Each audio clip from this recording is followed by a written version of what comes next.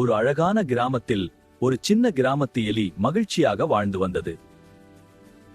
அது மகிழ்ச்சியாக வயல்களில் இருந்து உணவு சேகரித்தது.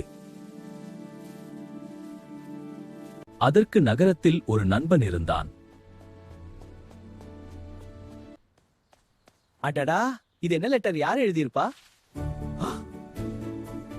நகரத்து எலி ஆர்வமாக லெட்டரை திறந்தது. நண்பா, என் வீட்டுக்கு விருந்துக்கு வா.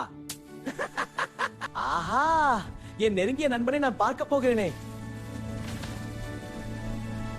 நகரத்து எலி தனது நெருங்கிய நண்பரான கிராமத்து எலியை பார்க்க கிராமத்திற்கு புறப்பட்டது. நண்பா, வந்துட்டியா? சீக்கிரம் உள்ள வா, உனக்காக நான் விதவிதமா செஞ்சு வச்சிருக்கேன். உன்னை பார்த்ததுல ரொம்ப சந்தோஷம் நண்பா. ஐயையோ, இது என்ன உணவு? நல்லாவே இல்ல. எப்படி இதை நீ சாப்பிடுற?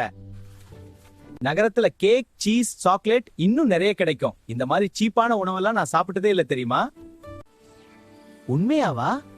அப்படின்னா நானும் வருறேன். இருவரும் சந்தோஷமா நகரத்திற்கு சென்றனர். ஆமா, இது சூப்பர். அதுவும் என் நண்பனோட. ஆஹா, இவ்ளோ உணவா? நண்பா, நீ நிஜமாவே கொடுத்து வச்சவன் தான். அதானே, இந்த விருந்து உனக்காக தான்.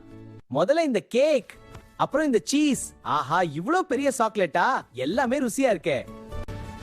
ஓடு நண்பா, ஓடு. உயிர் ரொம்ப முக்கியம். மணி, இன்னும் எவ்வளவு பேர் இருக்காங்க இந்த மாதிரி?